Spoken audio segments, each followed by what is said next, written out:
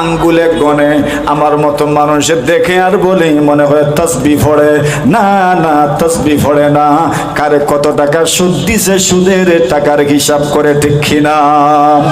এজন্য সুদখোরের জীবনে কোনো আরাম নাই, সুদখোরের জীবনে কোনো আরাম নাই। আরাম থাকবে বা কেমনে? আল্লাহ রাসূলের অভিশাপ যদি কেউ পায়, এই দুনিয়াতে মুরব্বিদের অভিশাপ যাদের উপরে, এদের জীবনে আরাম নাই। উলামায়ে কেরামের অভিশাপ যাদের উপরে, এদের জীবনেও আরাম নাই। ওলি আউলিয়াদের অভিশাপ যাদের উপরে, এদের জীবনেও আরাম নাই। হক্কানি রব্বানি উলামায়ে কেরামের অভিশাপ যাদের উপর, এদের জীবনেও আরাম নাই। মা বাবার অভিশাপ যাদের উপর, এদের জীবনেও আরাম নাই। যেই ব্যক্তি, ওই ব্যক্তির ব্যাপারে আপনার ধারণাটা কি? যেই ব্যক্তির উপর পয়গম্বরের অভিশাপ, নাউজুবিল্লাহ বলেন, যেই ব্যক্তির উপর আল্লাহর হাবিব বিশ্বনবী রাহমাতুল লিল আলামিন, যে নবীকে রহমতের নবী বলা হয়, ওই রহমতের নবীর অভিশাপ যার উপর, আল্লাহ রাসূল সাল্লাল্লাহু আলাইহি ওয়াসাল্লামের অভিশাপ যার উপর, তার অবস্থাটা কেমন আপনি একবার চিন্তা করেন।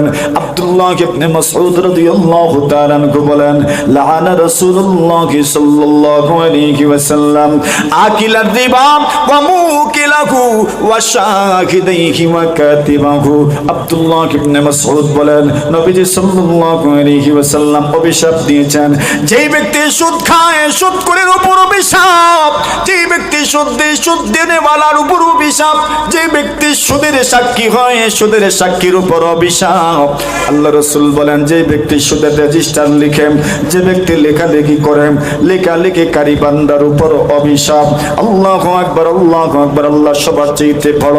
সুদ যে খায় তার উপর অভিশাপ, সুদ যে তার উপর অভিশাপ, সুদের সাক্ষী যারা হয় তাদের উপর অভিশাপ, সুদের রেজিস্টার যে করে তার উপর অভিশাপ। আল্লাহর নবীজির অভিশাপ যেই ব্যক্তি পেল, ওই ব্যক্তির জীবনে আরাম হবে, জীবনেও কিন্তু কল্পনা করা যায় না, ঠিক কিনা? কথা বলেন, জীবনে কল্পনা করা যায় না। এরপর আল্লাহ তাআলা বলেন, আগু নবীজি সুদখোর যারা হয় এদের জীবনটা, এদের জীবনে কি পরিমাণ দুর্বিষহ হয়ে ওঠে তাদের জীবনটা। আল্লাহ পরওয়ারদিগারে আলম এক জায়গায় বলেন, ইয়া আইয়ুহাল্লাযীনা আমানুত্তাকুল্লাহ, আল্লাহ তাআলা বলেন, হে ঈমানদারেরা আল্লাহকে ভয় করো, ওয়া যারু মা বাকিয়া মিনার রিবা, এবং অবশিষ্ট সুদ তোমরা ছেড়ে দাও। সুদের ওয়াজ শুনেছো, সুদের ওয়াজ শুনেছো, আর না, আর না, আর না, এইবার তুমি সুদ থেকে ফিরে আসো। আল্লাহ তাআলা বলেন, ইয়া আইয়ুহাল্লাযীনা আমানুত্তাকুল্লাহ, এরে ঈমানদারেরা সুদ ছেড়ে দাও, সুদ ছেড়ে দাও, সুদ ছেড়ে দাও। ওয়া যারু মা বাকিয়া মিনার রিবা, তুমি যা টাকা পয়সা দিয়েছো, মূলধন তোমার আছে, ওই মূলধনটা তুমি ফিরিয়ে নিয়ে আসো, সুদ তুমি গ্রহণ করিও না। আল্লাহ বলেন, ইন কুনতুম মুমিনিন, আল্লাহ বলেন, যদি তুমি মুমিন হও তবে তুমি সুদ খায়ো না। কি হও? বলেন, কি হও? যদি তুমি, বলেন, যদি তুমি মুমিন হও তবে তুমি কি করো না? বলেন না, মুমিন হইলে তুমি সুদ খেও না, মুমিন হইলে তুমি সুদ খেও না। এর মানে কেউ যদি এরপরও সুদ খায়, ওই ব্যক্তি মুমিন। আমি কইতাম না। আল্লাহ বলছেন, ইয়া আইয়ুহাল্লাযীনা আমানুত্তাকুল্লাহ ওয়া যারু মা বাকিয়া মিনার রিবা ইন কুনতুম মুমিনিন, যদি তোমরা মুমিন হও, যদি তোমরা মুমিন হও, যদি তোমরা মুমিন হও, যদি তোমরা মুমিন হও, যদি তোমরা মুমিন হও, যদি তোমরা মুমিন হও, যদি তোমরা মুমিন হও, সুদ ছেড়ে দাও, সুদ ছেড়ে দাও, সুদ ছেড়ে দাও। যদি তোমরা, বলেন, বলেন, বলেন, এর মানে যদি এরপরও ছাড়ো না তো বলবো না। মাফহুমে মুখালিফ আমাদের মাযহাবে হুজ্জত নয়, কিন্তু কালামুন নাস তো হুজ্জত। এজন্য কি বলে দিতে পারে, যেই ব্যক্তি সুদ খাবে ওই ব্যক্তির ঈমান আছে কি? ওই ব্যাপারটা তো কত কঠিন ব্যাপার, কত কঠিন ব্যাপার। আয়াতে কারিমার মধ্যে তো একদিকে বড় কঠিন একটা ইঙ্গিত আছে। প্রথম আয়াত, যে আয়াত আমি তেলাওয়াত করেছি, ওই আয়াতের মধ্যে আল্লাহ বলছেন, ذلك بأنهم قالوا إنما البيع مثل الربا وأحل الله البيع وحرم الربا فمن جاءه موعظة من ربه فانتهى فله ما سلف وأمره إلى الله ومن عاد فأولئك أصحاب النار هم فيها خالدون আল্লাহ বলছেন যে ব্যক্তি সুদের ওয়াজ শুনলো, সুদের ওয়াজ শোনার পরে সুদ থেকে ফিরে আসলো, আল্লাহ তাআলা জানায় দেন সুদ থেকে যদি ফিরে আসে ওই ব্যক্তির জন্য তার মূলধন থেকে ফিরে দেওয়া হবে। কিন্তু যে ব্যক্তি সুদের ওয়াজ শোনার পরেও সুদ থেকে ফিরে আসলো না, ওয়ামান আদা আবার সুদে পতিত হলো, আবার সুদে পতিত হলো, আল্লাহ বলছেন ফাউলাইকা আসহাবুন নার, আল্লাহ বলেন এরা জাহান্নামী জাহান্নামী জাহান্নামী। কতদিন জাহান্নামে থাকবে? উলাহুম ফিহা খালিদুন, এরা চিরস্থায়ী জাহান্নামী। জোরে বলেন নাউজুবিল্লাহ। এর মানে কি? আমি যদি ব্যাখ্যা করি তো ব্যাখ্যা করব, কিন্তু আল্লাহ কি বলছেন এখানে? ওয়ামান আদা ফাউলাইকা আসহাবুন নার হুম ফিহা খালিদুন। তরজমা করে নেন সরাসরি। আমি তো বলবো লম্বা জিন্দেগি জাহান্নামে থাকবে, আপনিও বলবেন লম্বা দিন জাহান্নামে থাকবে, কিন্তু আল্লাহ তো বড় রাগান্বিত হয়ে কথাটা বলছেন। আরে লোকটা এরপরেও সুদে গেল, সুদে গেল, সুদ খাইলো, সুদ খাইলো, সুদ খাইলো, সুদ খাইলো, ফাউলাইকা আসহাবুন নার, জাহান্নামে সব। কতদিন?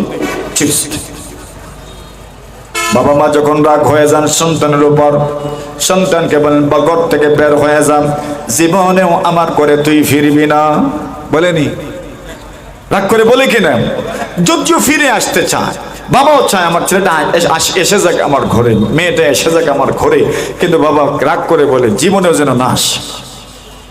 তাহলে কি বুঝলেন আল্লাহ? এরপরে আল্লাহ বলেন ফাইল্লাম তাফআলু ফাআযানু বিহারবিম মিনাল্লাহি ওয়া রাসূলি।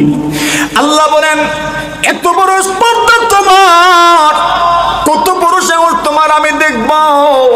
আল্লাহ বলছেন ফাইল্লাম তাফআলু, এরপরও যদি সুদ থেকে বাঁচো না, এরপরও যদি সুদ থেকে বাঁচো না, এরপরও যদি সুদ থেকে বাঁচো না, আল্লাহ বলেন ফাআযানু বিহারবিম মিনাল্লাহি ওয়া রাসূল। আল্লাহ বলেন এরপরেও যদি তুমি সুদ থেকে বাঁচো না, এরপরও যদি তুমি সুদ ছাড়ো না, আল্লাহ এবং নবীর বিরুদ্ধে তুমি যুদ্ধের ঘোষণা শুনে রাখো। নাউজুবিল্লাহ বলবেন না? বলবেন না নাউজুবিল্লাহ? গায়ে লাগে না, দিলে লাগে না। আল্লাহ বলছেন ফাইল্লাম তাফআলু, এরপরও যদি তুমি সুদ ছাড়ো না, ফাআযানু বিহারবিম মিনাল্লাহি ওয়া রাসূলি। মনে রেখো, জেনে রেখো, ঘোষণা শুনে রাখো, আল্লাহ এবং তার নবীর বিরুদ্ধে তোমার যুদ্ধের ঘোষণা শুনে রাখো। পারবেন না যুদ্ধ করতে? পারবেন না আল্লাহ নবীর বিরুদ্ধে যুদ্ধ করতেন? ফাআযানু বিহারবিম মিনাল্লাহি ওয়া রাসূলি। আল্লাহ বলছেন যদি তুমি এরপরও সুদ ছাড়ো না, তো আল্লাহ এবং তার রাসূলের বিরুদ্ধে তুমি যুদ্ধের ঘোষণাটা শুনে রাখো। আরে ভাই, আল্লাহ তোমার রিজিক তো সবটাই বরাদ্দ করে রেখেছেন, রিজিক তোমার কাছে আসবেই। কসম কসম কসম, আল্লাহ রিজিক তোমার কাছে আসবেই, তবে তোমাকে চুজ করতে হবে কোন রাস্তায় তুমি তোমার রিজিক প্রাপ্ত হবে, হারাম না হালাল। কোন রাস্তায় তুমি তোমার রিজিক প্রাপ্ত হবে চুজ করবা তুমি, হারাম না হালাল। আরে বলেন না, হারাম না হালাল? রিজিক তোমার কাছে আসবেই আল্লাহর পক্ষ থেকে। ওইটা নির্ধারিত, ওইটা নির্ধারিত, ওইটা নির্ধারিত পথ তোমাকে বাছাই করতে হবে। হালাল পথে তুমি রিজিক আহরণ করবে নাকি হারাম পথে তুমি আহরণ করবে, পথ চয়েস ইয়ার্স, আপনার চয়েস। কথা বুঝছেন নি আমার? আচ্ছা, হাদিসে রাসূল এরপরে কি বলেন? নবী আলাইহিস সালাতু ওয়াস সালাম বলেন কিয়ামতের কঠিন ময়দানের পরিস্থিতিটা কেমন? আল্লাহ রাসূল সাল্লাল্লাহু আলাইহি ওয়াসাল্লাম বলেন, বুখারী শরীফের লম্বা হাদিস, আল্লাহর হাবিব বলেন আমি 4 প্রকারের মানুষের আযাব দেখেছি। এক প্রকারের মানুষের আযাবের কথা বলতে গিয়ে পয়গম্বর আলাইহিস সালাতু ওয়াস সালাম বলেন আমি তাকায় দেখি হাসরের ময়দান, কিয়ামতের ময়দান, এমন কতগুলো নদী, ওই নদীর মধ্যে কি আছে? জাহান্নামে জ্বলতে জ্বলতে যে পুজ এবং রক্ত। আল্লাহর হাবিব বলেন নাহরুল গোথাব, আল্লাহর হাবিব বলেন তিনাতুল খাবাল। জাহান্নামে জ্বলতে জ্বলতে যেই পুজ এবং রক্ত গলে, ওই পুজ এবং রক্তের নদী, পুজ এবং রক্তের নালা। আল্লাহ রাসূল সাল্লাল্লাহু আলাইহি ওয়াসাল্লাম বলেন আমি তাকা দেখি একজন ফেরেশতা নদীর পাড়ে দাঁড়ায় আছেন, হাতের মধ্যে আছে, ওনার মুখের মধ্যে আছে পাথর, হাতের মধ্যে আছে পাথর। আল্লাহ রাসূল বলেন ওই বানরগুলো ওই সাগরের মধ্যে, নদীর মধ্যে, খালের মধ্যে, নালার মধ্যে সাঁতার কাটে। নালের মধ্যে কি আছে? পানি নাই, শুধু পুজ এবং রক্ত। জাহান্নামে জ্বলতে জ্বলতে দুর্গন্ধযুক্ত পুজ এবং রক্ত আছে। আল্লাহর বান্দা বান্দিগুলো ওই জায়গাতে যখন সাঁতার কাটে, আল্লাহর হাবিব বলেন দুর্গন্ধের কারণে, গরমের কারণে তো সামনের দিকে যেতে পারে না। রাসূলুল্লাহ সাল্লাল্লাহু আলাইহি ওয়াসাল্লাম বলেন পুরো চেহারা ঝলসে যায়, মুখমণ্ডল ঝলসে যায়, হাতের চামড়া ঝলসে যায়, আবার কিনারায় ফিরে আসতে চায়। আর ওইখানে যিনি দাঁড়ানো আছেন ফারামার রাজুলু বিহাজারিন ফিহি, ওনার হাতে থাকা পাথর দিয়ে ওই সাঁতার কাটা ব্যক্তির মুখের মধ্যে পাথর দিয়ে মারেন।